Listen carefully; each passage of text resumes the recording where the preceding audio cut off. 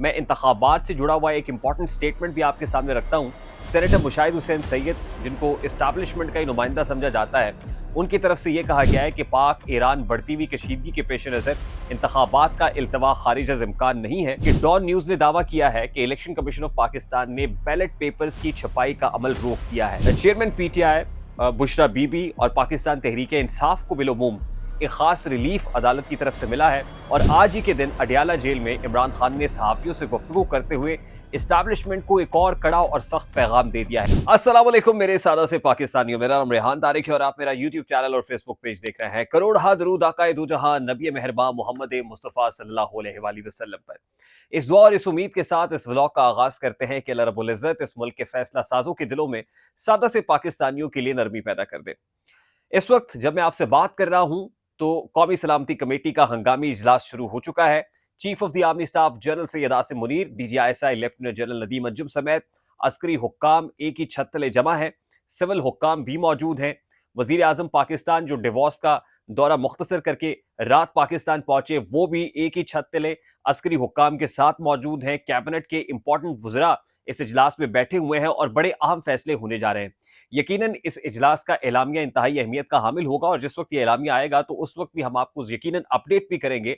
लेकिन इंतखाबात के हवाले से भी जो गहरे बादल इस वक्त मंडला रहे हैं, वो बादल भी इस एलामिया आने के बाद छट जाएंगे।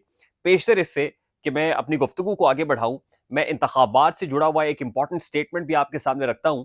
सेनेटर मुशाहिद हुसैन सैयद, जिनको इस्टेब्लिशमेंट का ही नुमाइंदा समझा जाता है, उनकी तरफ से यह कहा गया है कि पाक ईरान बढ़ती हुई कशीदगी के पेश नज़र इंतखाबात का इल्तवा खारिज अज इम्कान नहीं है और बासर हल्कों के अंदर इंतखाबात के इल्तवा के हवाले से एक तासुर मौजूद है। ये स्टेटमेंट जिसकी तरफ से आया है, उसका ये कहना आप समझ लीजिए कि कौन कह रहा है। दूसरी इंपॉर्टेंट डेवलपमेंट आज ये हुई है कि डॉन न्यूज ने दावा किया है कि इलेक्शन कमीशन ऑफ पाकिस्तान ने बैलेट पेपर्स की छपाई का अमल रोक दिया है। बावजूद ये छपाई का अमल रोका गया है, उसकी वजूहात भी आज के इस व्लॉग में आपके सामने रखेंगे।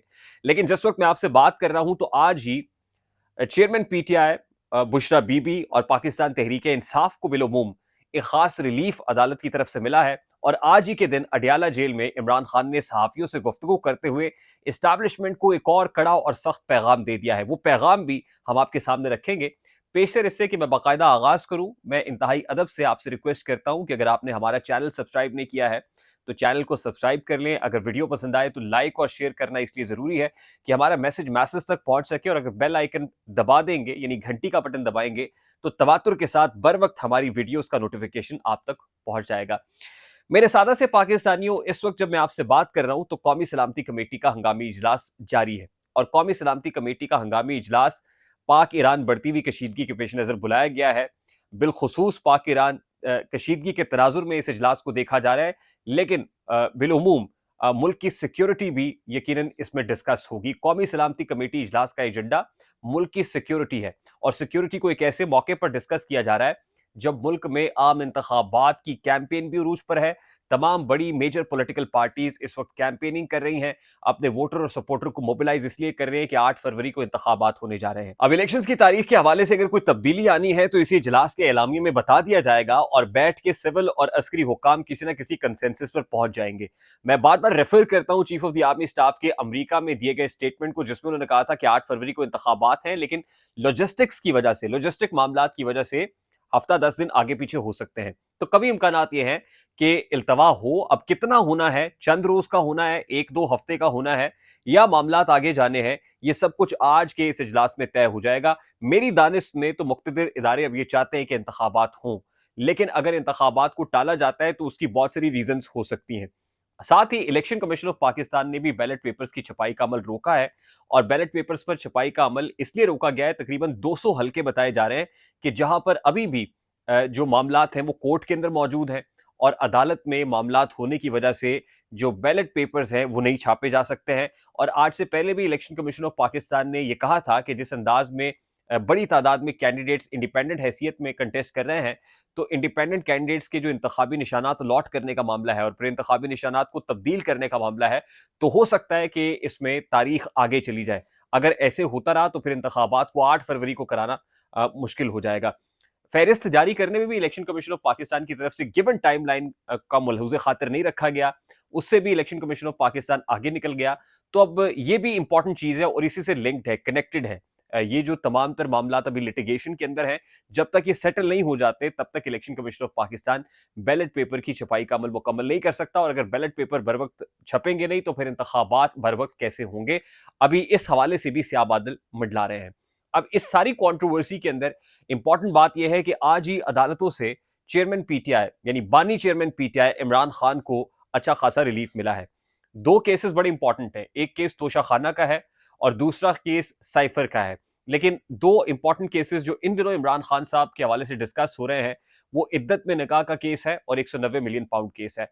अब इद्दत में निकाह का जो केस है, उसमें गवाहान के बयानात रिकॉर्ड करने से अदालत ने रोक दिया है। यानी आज जो गवाहान के बयानात कलमबंद होने थे, वो आज नहीं हो सके हैं। 190 मिलियन पाउंड केस में इमरान खान और बुशरा बीवी पर जो फर्जी जुर्म आयद होनी थी, वो भी आज आयद नहीं हो सकी है, बल्कि मामला 24 जनवरी तक चला गया है। तो ये दो इंपॉर्टेंट केसेस है, इद्दत में निकाह का केस और दूसरा 190 मिलियन पाउंड का केस, जिसपे शिकंजा बड़ी तेजी से सख्त हो रहा था। लेकिन अब लग ही रहा है कि कुछ ब्रीदिंग स्पेस इमरान खान साहब को मिली है। और लीगल टीम के हवाले से भी कुछ बाज़ सुनाई दे रही थी कि इमरान खान ने शायद लतीफ खोसा के ऊपर अदम एतमाद का इजहार कर दिया कि तैयारी के बगैर आ जाता है। लेकिन आज जो सहाफी वहां पर मौजूद थे, उनकी तरफ से बताया गया है कि लतीफ खोसा के साथ आज भी इमरान खान खुशगपियां कर रहे थे। लीगल टीम को सिर्फ इसलिए तब्दील किया जा रहा है कि लतीफ खोसा खुद क्योंकि इलेक्शन कंटेस्ट कर रहे हैं, इलेक्शन की मसरूफियत होगी तो और वकला इमरान खान को अदालत में रिप्रेजेंट करेंगे। अब बढ़ते जनाब इमरान खान साहब के उस पैगाम की तरफ जो उन्होंने कौम के नाम दिया है और सहाफियों से गुफ्तगू करते हुए जो इंपॉर्टेंट बातें की हैं। पहली बात जो सहाफियों से इमरान खान साहब ने की है वो ये है कि पीडीएम ने एस्टैब्लिशमेंट को ये कहा था कि जब तक उमर अता बंदियाल नहीं चले जाते तब तक इलेक्शंस नहीं कराने हैं। यानी आज वो बावर करा रहे हैं कि उमर अता बंदियाल के जाने के बाद जस्टिस काजी फायज ईसा आए हैं और जस्टिस काजी फायज ईसा पीडीएम सरकार की सहूलतकारी कर रहे हैं। यानी इनडायरेक्टली उन्होंने जस्टिस काजी फायज ईसा के ऊपर इल्जाम आयद किया है। और गुज़श्ता दिनों आपने सुना होगा कि उन्होंने ये कहा था कि अंपायर ने नो बॉल दे दिया है, दो अंपायर्स को मिलाकर खेल रहे हैं। एक अंपायर की जब वो बात करते हैं तो जस्टिस काजी फायज ईसा की तरफ इशारा करते हैं। आज भी उन्होंने जस्टिस काजी फायज ईसा पर तनकीद की है। यानी उमर अता बंदियाल के जाने के बाद जस्टिस काजी फायज ईसा के आने का मतलब यह है कि जस्टिस काजी फायज ईसा पीडीएम का नुमाइंदा है। दूसरी इंपॉर्टेंट बात जो इमरान खान साहब ने की है वो ये की है कि 2018 में हुकूमत लेना उनकी बहुत बड़ी गलती थी। ये बड़ी कंट्रोल्ड गवर्नमेंट थी और उस वक्त इमरान खान के हाथ पांव बंधे हुए थे। वो कहते हैं मैं हुकूमत नहीं चला रहा था, बल्कि एस्टैब्लिशमेंट हुकूमत चला रही थी और ये उनकी बहुत बड़ी गलती थी। तीसरी इंपॉर्टेंट बात जो उन्होंने की है वो ये है कि जनरल बाजवा ने ईवान सदर में बैठकर मुझे ये कहा था कि 90% फौजी तुम्हारे साथ हैं, 90% फौजी तुम्हें वोट देंगे। तो इमरान खान साहब ये कह रहे हैं कि फौज के अंदर मौजूद जो 90% फौजी हैं, फौजी एहलकार हों या अफसरान हों, उनके बच्चे हों, वो पीटीआई के साथ हैं, वो इमरान खान को वोट कास्ट करेंगे। अच्छा, अब ये जो तीन बातें उन्होंने की हैं, एक पलड़े में काजी फायज ईसा को रखा है, दूसरे में जनरल आसिम मुनीर को या फौज को रखा है, कंटेम्प्रेरी एस्टैब्लिशमेंट को रखा है, तो लग ये रहा है कि वो एक तीर से दो शिकार कर रहा है। और इससे तमाम तर डील या ढील की जो बाज़गश्त है, रूमर्स हैं, इस तासुर की भी नफी हो जाती है कि इमरान खान की कहीं ना कहीं मुक्तदर हलकों के साथ कोई डील हो रही है कि जनरल आसिम मुनीर इमरान खान से डील की कोशिश कर रहे हैं या फिर इमरान खान जनरल आसिम मुनीर से डील मांग रहा है। ये दोनों तरफ से लग ये रहा है कि मामला बिल्कुल भी सेटल नहीं हो रहे हैं। यानी अभी भी डेडलॉक अच्छा खासा बरकरार है और इमरान खान एस्टैब्लिशमेंट को ललकार रहा है और यूं लगता है कि जैसे वो अब एक नैरेटिव बिल्डिंग कर रहा है। इससे ये भी महसूस होता है कि जैसे इस वक्त इंतखाबात का होना सिर्फ और सिर्फ पाकिस्तान तहरीक इंसाफ को सूट कर रहा है, क्योंकि बयानिया अगर किसी के पास है तो सिर्फ तहरीक इंसाफ है। ना पीपल्स पार्टी के पास बयानिया है, ना पाकिस्तान मुस्लिम लीग नून के पास बयानिया है, ना इस्तेहकाम पाकिस्तान पार्टी के पास बयानिया है, ना जमीयत उलमा इस्लाम फे के पास बयानिया है। बल्कि बयानिया अगर किसी के पास है तो वो इमरान खान के पास है और इमरान खान के पास जो बयानिया है वो पॉपुलर बयानिया है, वो सिंपति का बयानिया है। वो बयानिया है जो इंतखाबात जीतने की जमानत हो सकता है। लेकिन मकबूल तो है, कबूलियत होना एक और बात है। अब मुक्तदिर हलकों की जहां तक बात है, जब वो आज इंतखाबात कराने की बात कर रहे हैं कि 8 फरवरी को इंतखाबात होंगे, तो कुछ लोगों की परेशानी में इजाफा हो रहा है और सबसे बड़ी परेशानी बन रही है नवाज शरीफ साहब के लिए। वो इसलिए भी कि इंडिपेंडेंट कैंडिडेट्स का फैक्टर इतना इंपॉर्टेंट है कि एस्टैब्लिशमेंट अब फिर एक कंट्रोल्ड गवर्नमेंट बनाना चाहती है और ऐसी कंट्रोल्ड गवर्नमेंट नवाज शरीफ साहब को सूट नहीं करती, क्योंकि नवाज शरीफ साहब को इस बात का अंदाजा है कि पहले जिस तरह 3 बार वो निकाले गए हैं तो चौथी बार भी निकाले जा सकते हैं। अब इमरान खान साहब ने कौम के नाम जो पैगाम दिया है, मैं वो आपके सामने पढ़कर सुना देता हूं। वो कहते हैं कि फरवरी 8 आज़ादी और गुलामी में फ़र्क का दिन है। मुझे यकीन और एतमाद है कि मेरी कौम आज़ादी के साथ खड़ी है, अपने वोट से पाकिस्तान की आज़ादी को महफूज बनाएगी। ये वो बयानिया है जिसका जिक्र मैं कर रहा हूँ कि इमरान खान साहब बना रहे हैं। वो कहते हैं कौम को गुलामी की जंजीरों में जकड़ने वाला गिरोह 8 फरवरी को इंतखाब पर डाका डालकर कौम को गुलामी की जंजीरों में जकड़ना चाहता है। कौम को गुलाम बनाए रखने के लिए लंदन मंसूबे के तहत एक सर्टिफाइड मुजरिम को इंसाफ का कत्ल करके वतन वापस लाया गया है। इस सर्टिफाइड मुजरिम को अवाम की मर्जी के बरक्स मुल्क पर मुसल्लत करने के लिए अदल के निजाम को तबाह बर्बाद और आइन की धज्जियां उड़ाई गई हैं। सियासत के रेलू कट्टे को मैच जितवाने के लिए बल्ले का निशान छीन कर अकेले मैदान में उतारा गया है, मगर इसके बावजूद बदतरीन धांधली की कोशिशें की जा रही हैं।